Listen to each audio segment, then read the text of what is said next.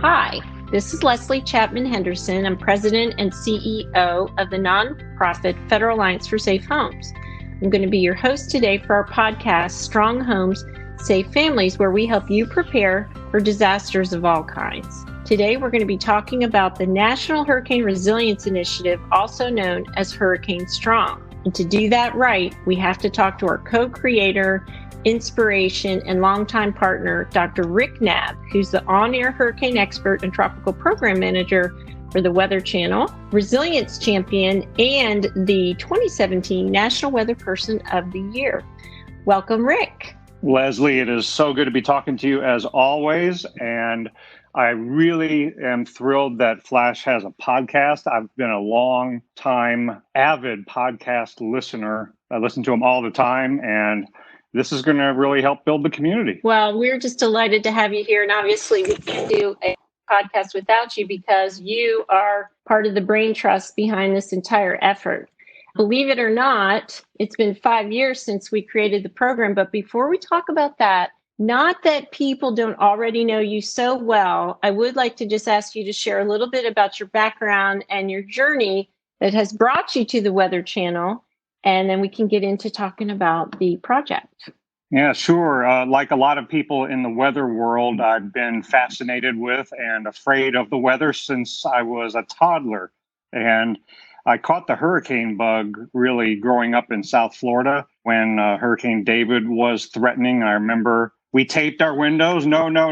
Yeah, we didn't know any better back then, my parents and I. And we were watching Neil Frank brief from the Hurricane Center. And I remember telling my mom and dad at the time, I'd like to do his job someday. And I never lost the hurricane bug at all. And it came out of a scientific interest, but also a fear. And it's kind of like when you want to be able to figure out what makes something tick when you're afraid of it, so you can at least feel like you can do something more about it. And I never looked back. And I have lived in hurricane-prone areas just about my entire life, different parts of Florida, including Tallahassee, Florida State University for grad school, Hawaii for a postdoc, and for working at the Central Pacific Hurricane Center. But then this is my second time working at the Weather Channel, and I've worked 2 different times at the Hurricane Center as a forecaster and as the director. So pretty much, Leslie, the way I summarize my life is everywhere I've lived, I've liked it so much, I've lived there twice. And everywhere you've worked professionally, hurricanes were front and center. And thank goodness, because Yes. you've provided tremendous service to the public in each and every one of those roles. Now, one of the things that, at our organization, one of the key groups of partners come from meteorology, because you guys have such a passion for weather and the effects of weather. But not every meteorologist has taken resilience on as a cause and become a champion the way you have. So why is it that you, in your role as a meteorologist, transition to helping us talk to the public about things like building codes and the things that go beyond the weather? Well, that's because I've never, ever been completely satisfied with giving the forecasts and the warnings and hoping people will act and keep themselves safe. I've always wanted to get as real world as I can with people about what they actually need to do to keep themselves safe, to keep their family safe, to keep their home or their business safe, and their financial situation safe. And I think it really came out of dinner table conversations with my family members. I have family members who live in all kinds of different hurricane-prone areas. And whenever I would talk to them before hurricane season, whenever I would talk to them as a hurricane was approaching where they lived, the meteorology only interested them for a minute or so. But then the conversations always got more focused on, well, what are we going to do if the home is damaged? How are we going to get the shutters up? What's our insurance situation? Are we in an evacuation zone? It became far more tangible and not just about the weather. And then, Leslie, when I was on the hurricane awareness tours for many years at the Hurricane Center, for many years, we would talk about storm surge and rainfall and wind and tornadoes and coastal effects and rip currents. And And then I would just kind of hope that the actual things that people needed to do would just kind of get worked into the stories that the folks in the media were writing. And then I finally decided, you know what? We need to start telling people what they actually need to do. And that's where topics like evacuation and supplies and insurance and strengthening your home that became the pillars of the Hurricane Strong program came from. Those are the things I was talking about on the ground with people and that I wanted to be the focus of the conversation as hurricane season approached and as a hurricane was approaching. So it was never enough just to talk about the weather. So that is so interesting, because I was looking at the first time we huddled and started strategizing to do something. If you can believe it, it's been 5 years since we got together in Atlanta as a group. And I think that you were the passion and really the person that drove, well, I know you were the person that drove the creation of Hurricane Strong, but there was such an interesting time. We seemed to go from a spectrum of hurricane amnesia, because we were on about the 10-year mark of no significant activity. And now it couldn't be more opposite. But just to what you said, I mean, we go back and forth over the decades, and I've been around long enough to watch the bounce back a couple times here.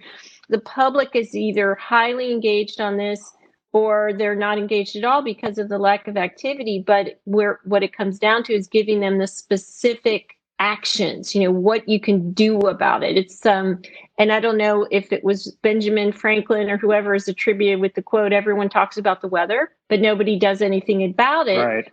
But the emphasis here is that we're trying to help people with the specific 5 pillars and what we talk about those. So let's get into those a little bit. We've got, first and foremost, in Hurricane Strong, backing up a little bit, we also talk about the fact that we tend to bombard the public with a little bit too much information, right?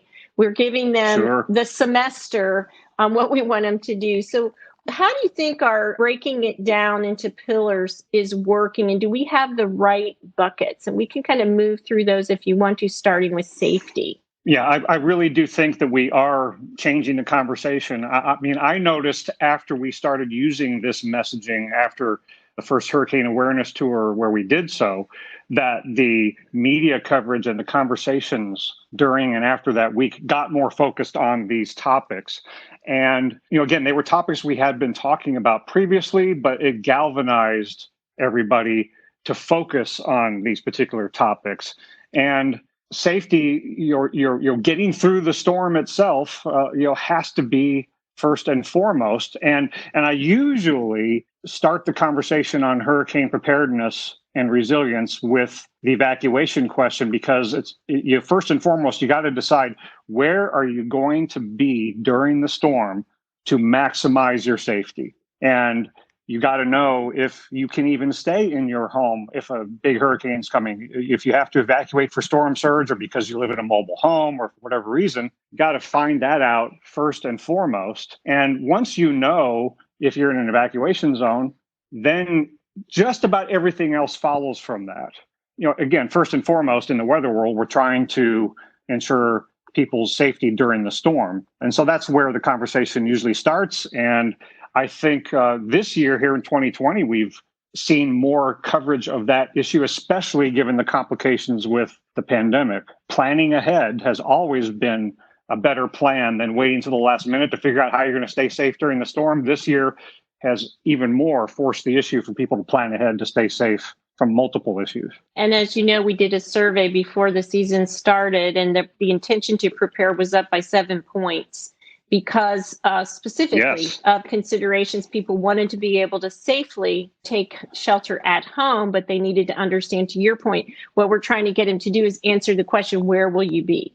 So personal safety is always the starting point. And to me, the next one, under the bucket of family preparedness, we talk about a lot of different things, but comfort is the word to me that drives that. Everything from the peace of mind that comes from having a plan to having things on hand. What are the kinds of messages that really work? I've seen you and helped you put some kits together on the Weather Channel and just the different things that really jump out. What are some of your favorite things that you have in hand for your family? You actually gave me a couple tips and things I've gone shopping and purchased that not everyone thinks of that help you get through the storm, especially if the power goes out. Yeah, having supplies to get through the preparation for the storm itself, and importantly, for the potentially nasty and lengthy aftermath is necessary for a number of reasons. It's another one of those things that if you wait until the last minute to assemble your hurricane supplies, or for any disaster for that matter, we should all have an emergency kit on hand all the time, 365, 24/7. But first and foremost has to do with safety. I mean, you have to think about what are you going to do if the worst happens and your community and maybe even your home are badly damaged and you might have to fend for yourself for many hours or even many days. You need things to keep yourself safe and alive. First aid kits, prescription medications that you would get ahead of time, and water and non-perishable foods, and anything that you would desperately need to have if you were trapped in your home or your community in the aftermath for an extended period of time. And then it goes on to things that have more to do with convenience and kind of keeping your sanity. But it really starts with medications, first aid kits, and the life essentials. Right, and the communication plan and the phone numbers and all the things that we talk about. And it's interesting, we have to remind ourselves sometimes that even though we've heard all this before, each and every year we have a new generation of people, or maybe they're transplants to the so-called hurricane zones, who don't know these fundamentals. And that's what's so nice about being able to move them through these pillars. So you champion these messages, but one of the ones I in particular think you really move the needle on is financial security. So after safety and comfort and surviving the aftermath, you have to have the resources to build back and to come back. And you have really helped imprint that discussion into this whole idea of resilience from hurricanes. Talk to me about why you take time to talk about insurance and the checkup. Yeah, that's because too often weather disasters and other disasters become financial disasters if people aren't properly insured. And there's so much of human nature that causes us to focus on today's problems, and we're not as good at thinking ahead. And if you think ahead to what would happen if your home was significantly damaged to the tune of tens of thousands of dollars, or maybe even getting into the six figures or more, it can financially ruin you. And we don't like to think about insurance, not a fun topic, and people sometimes equate going to visit your insurance agent like going to the dentist or something. Yeah, I know it's good for me, but it's no fun, and I don't want to do it. It's going to cost me money and all that. But I always tell people that you got to fantasize reality a little bit and realize that the most important thing that you can do for yourself and your family for after the storm is to be able to financially stay afloat. You don't want to turn what's a few days or weeks of a disaster into years that you never recover from financially. And there's unfortunately a lot of misunderstandings about insurance out there. And one of them, generally speaking, is that, well, the government will bail me out. If it's a big disaster, the government will just pay for everything, even if I don't have insurance. And that is not true. The government assistance after a disaster does not make you whole. And the other major misconception is that conventional homeowners and renters insurance covers for everything. And especially there's a misconception that it covers for flood. And it does not. You need separate flood insurance. And flooding is the most expensive, most common, most deadly natural disaster over the long haul that we deal with in this country. And we are woefully, as a country, underinsured for flood. But part of the way we can improve those numbers is just to dispel the myth that your conventional insurance covers for flood. Once people realize it doesn't, and that you need to call your insurance agent and demand flood insurance. And if they tell you don't need it, then go see someone else, because just about everybody needs flood insurance. What do we say? Where it rains, it can flood, right?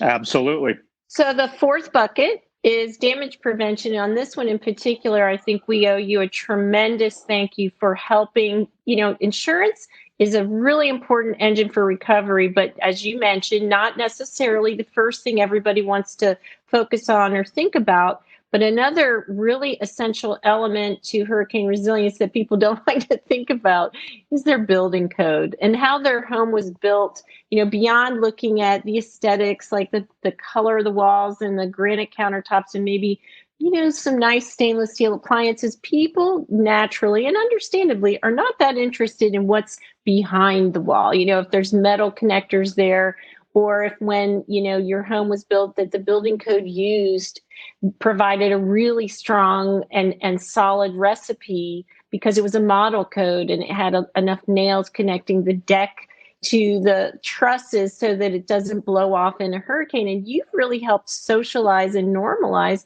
conversations about the strength of the home through Hurricane Strong. Do you ever get any feedback about that? I mean, has anyone ever told you? I mean, we hear feedback when we talk to you on air about it. People say, gosh, I'm glad you brought up the garage door thing because I really thought I needed a better one. But do you ever hear feedback about the damage prevention piece to this? Are people curious, or what have you heard? Most of the feedback that I hear when I convey this information is surprise, because people have been kind of living in this false sense of security and a world of assumptions where they presume that somebody along the line put the laws in place and somebody along the line decided that every home was going to be built to withstand just about anything and that there wasn't too much to worry about. The house looks strong, so I feel confident that it is. And that's a misconception that I know you at Flash have really helped to debunk, because you've brought to light with the No Code, No Confidence initiative that so many of us have this assumption that our communities have strong building codes and that our home has been built about as strong as it can be, and there's nothing more that can be done to make it any stronger. And you've also brought to the forefront this horrible habit we have in this world, including here in this country, of when we build it back the same way, and then we expect a different outcome next time. And we keep that cycle that you've talked about of you build it, you damage it, you rebuild it, you damage it, and nothing ever gets any better. And so I have been saying what you've been saying a lot, and that is we got to build back better. And I hear that phrase more and more out there in conversation and in coverage of disasters. The word resilience is a little more appreciated in the context of disaster safety now than it used to be.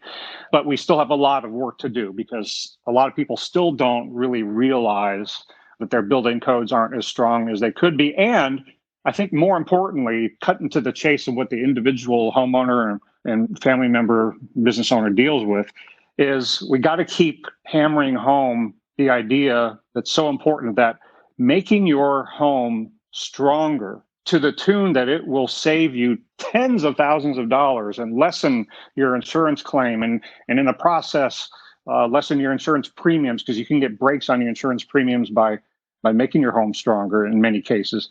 But people assume that it's going to be so expensive to make their home stronger, but it's not, relative to the money you can save. A few $100 here can save tens of thousands of dollars down the road. And one of the best examples is some of the ceiling tape you can put in between the panels of the underlayment of a roof when you're re-roofing to keep the water out. That's pennies compared to the total cost of the roof, and tiny pennies compared to the money you can save later on down the road. So it's not as expensive as people might think, and it's easier to do than people might think. And we got to keep spreading that word. And you have, through your role on the Weather Channel and your partners on Weather Underground, have really carved out a space for the discussion of disaster resilience. And our friend, Dr. Ann Cope from IBHS, likes to talk about that sealed roof deck when you put that tape on the joints of the deck. How if you don't have a sealed roof deck, you can end up with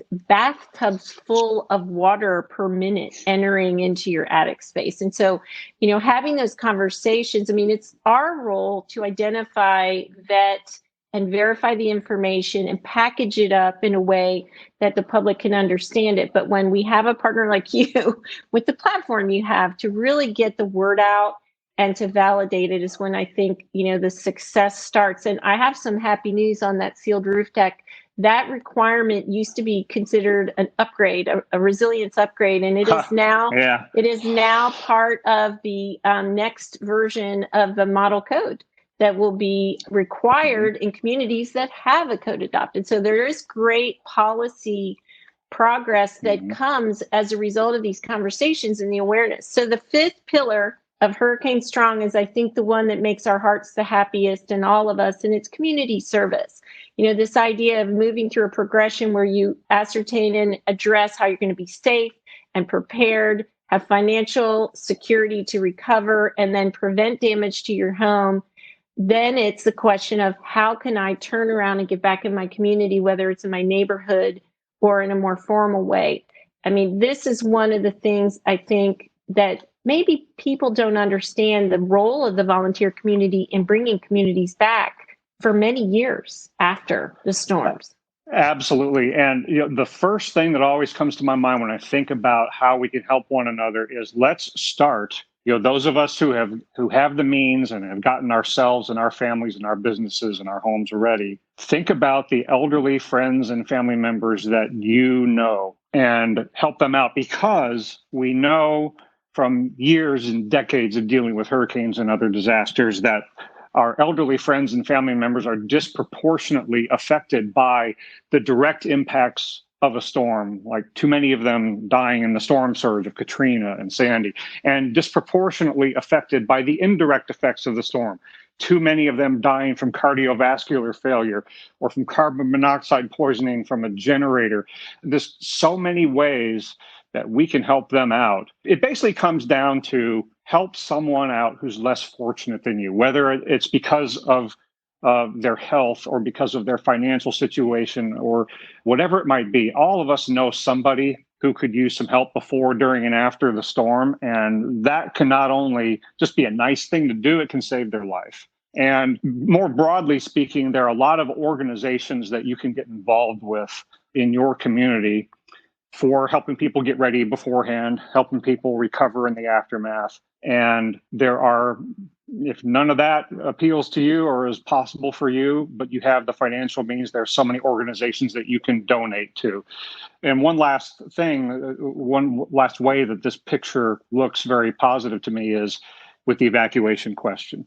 If you live in an evacuation zone, then your plan is to figure out where you're going to go and how you're going to get there if you're told by local officials to evacuate. But everybody else can play a role here too. If you don't live in an evacuation zone, work it out with somebody to be their evacuation destination. And Leslie, that has become a really important message this year, given the pandemic, so we can lessen the number of people having to go to public shelters and not being able to maintain distancing, or not being someplace that can take their pets or that doesn't have other things they need. So there are so many ways in which we can work together. Nobody has to deal with the preparation or the aftermath of the storm all on their own.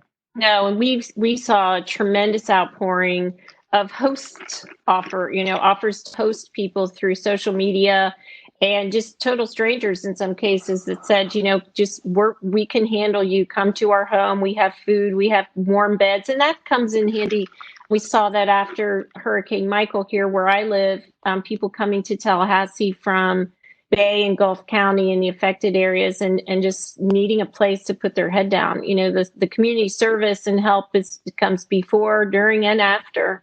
And so that's a really great reminder. There's also a lot of creative ways that businesses, like we've seen restaurants that had ice machines and generators. They become the most popular restaurant in the town because they give people ice afterwards for free, and they just put up a sign and, all kinds of, it's a wonderful outpouring to see that element of it and to celebrate it and to inspire others with creative ideas of how to help. Now, a lot of times businesses don't realize, gosh, you know what? I never thought about it, but this is what we have to offer. We have clean, safe water or ice, or maybe you can just come inside and sit in the air conditioning for a few hours before you go back to your yard to clean up in the heat. So that community service bucket is critical. Yeah, and the reason I also agree with what you said about this being probably the most important aspect of the Hurricane Strong set of pillars is that helping someone can be in the area of all of the other aspects of Hurricane Strong. You can help out somebody with their evacuation plan and carrying that out. You can help somebody out with supplies. You can help somebody out by helping them strengthen their home, helping them put their shutters up or whatever it might be, driving them to their insurance checkup. I mean, you can help out somebody with every aspect of hurricane resilience. That's excellent. So let's talk about another part of this. This is where you really made it clear that we had to have something for the kids. Why was it so important to you to have an element of fun in Hurricane Strong to involve the children?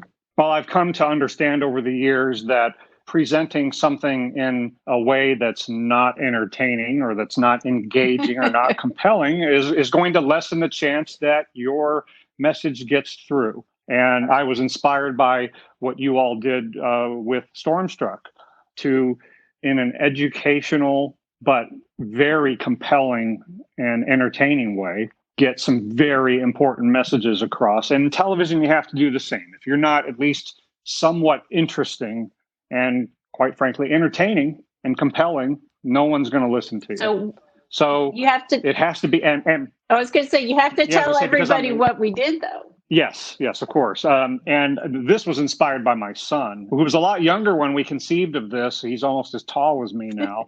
But I wanted to think of something that I could do, like if I visited schools or if I just wanted to get my son interested in this, how would I get him engaged and how would I get kids engaged? So it had to be something fun. And once we started sitting around that table figuring out, what do we call this? What's the phrase? What's the call to arms? What do you say? And I thought, well, what can the kids do? What can they spread around on social media? What can they say? What can they have fun doing? And I don't remember how we all, came to this idea, but I thought, well, if there's a picture that somebody could take, something fun somebody can do and take a picture of it and send it around on social media, a pose or something, some sort of signal, whatever. And you all have used the word strong for many years about how to get ready and be resilient, strong families, strong homes. That word strong really stuck with me. And then I just envisioned somebody making a fist or making a muscle. And I thought at the time, my elementary school aged son would love just making some muscles and making a fist. And then I just did that. And then I started to see, wow, this can actually turn into the shape of a hurricane symbol. And we went from there. And it worked. My son loved it. And I remember I was at a big outreach event in Houston with hundreds and hundreds of people in this convention center. And I was sharing with them the main pillars of this program and why we called it Hurricane Strong. And without even being prompted, my son jumped up in front of that huge audience and did the Hurricane Strong pose in the shape of the hurricane symbol with his muscles and fists. And he talked about it. And kids can take the message home to mom and dad and convince them, hey, we need to have an evacuation plan. We need to are we insured, mom and dad? What supplies are we going to have? So it really does work to get the kids involved. It really does. And it's shown to be very, very popular. As you know, we've had mayors, governors, and even one reluctant FEMA administrator do the pose with us when we were out on tour over the years.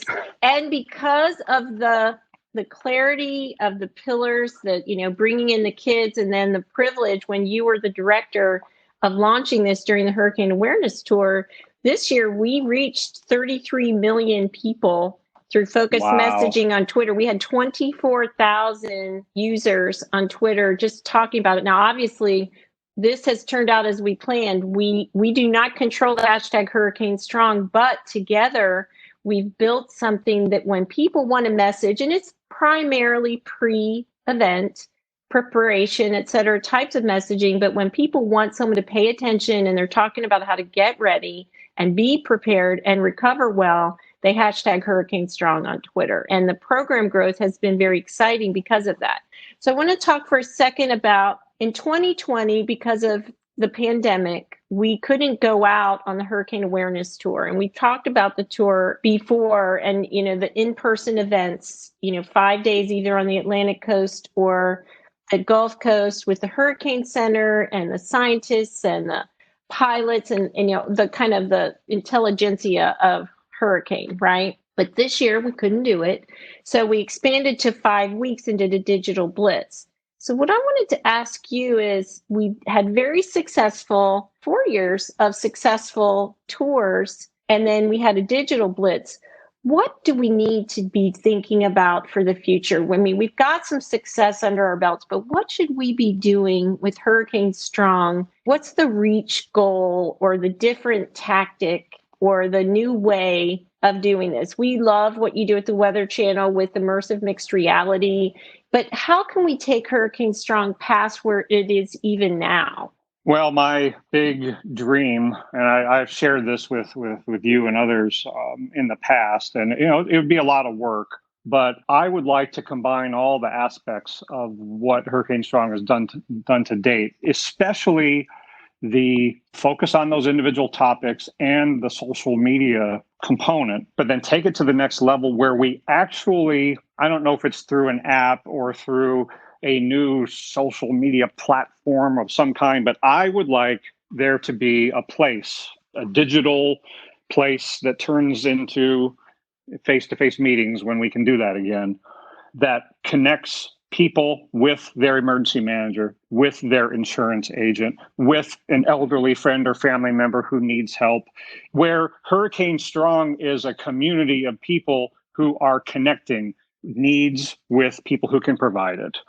For how many years have we been saying, to find out if you live in an evacuation zone, go to this website and flash you've helped promote where those web resources are, or call your local officials, or call your insurance agent and set up your annual insurance checkup. And people are less likely to do it if it takes a few more steps to do it. But if there was an online community where people were talking about these topics all the time, actively, on a day-to-day basis, and then those people were able to connect through that online community and bam, go right into your scheduling your insurance checkup and finding out your evacuation zone. Just make it easy and make it, like you've said over the years, a social norm to be part of such a community. Don't know exactly how that would actually come to fruition, but I think it would sure be cool if it existed. Well, you have just given me and all of us a tremendous challenge, and my wheels are already turning. I think because in the post-pandemic, hopefully soon post, but in this world we are today, I think the virtual event has taken on a new acceptance level. And I think because of that, I think there's some real opportunity in that online community connectivity. So we'll get to work on that, because that's what we do. When we get together with partners like you, we get inspired, we get challenged, and we come together and we solve. And so I think that as we start planning for 2021, obviously we still have to get through the rest of 2020, and we have to get you back to work, because there's no rest for the weary with the seasons that we've had in the last several years, including this one.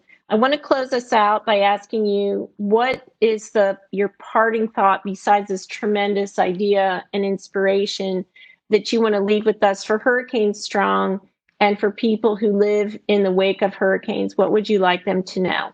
Keep sharing your stories. If you've been through a hurricane or other disaster this year or recently, or somebody who has, keep sharing those stories, because through storytelling, we can, in a compelling way and in a personal way, get to the heart of why we all do what we do, including in the weather business and forecasts and warnings and science and so forth. Is because we're trying to improve people's lives. We're trying to keep them safer before, during, and after the storm, and make us all more resilient. And the only way you really can truly understand what all of this means and what needs to be done is to hear from people who've been through something where they've learned something from it and they've done something differently afterward. So keep telling those stories over and over again. Don't assume everybody's heard it before. And I think we can change a lot of hearts and minds that way. Well, on behalf of our listeners, I really want to thank you again, and thank you for taking the time to share this information and create what's going to be one of our best episodes ever on our podcast, Strong Homes, Safe Families. I do want to remind everyone that if they're interested in learning more about Hurricane Strong, they can visit hurricanestrong.org, where they can access all of our free checklists and information that include the many affordable and do-it-yourself preps that you can make to protect your family and home. Our content is available in English and Spanish. And if you don't want to go digital, you can call us toll free at 877-221-SAFE. That's 877-221-7233. Don't forget to subscribe, rate, share, and provide us a review on iTunes. And then again, until next time, thanks for listening.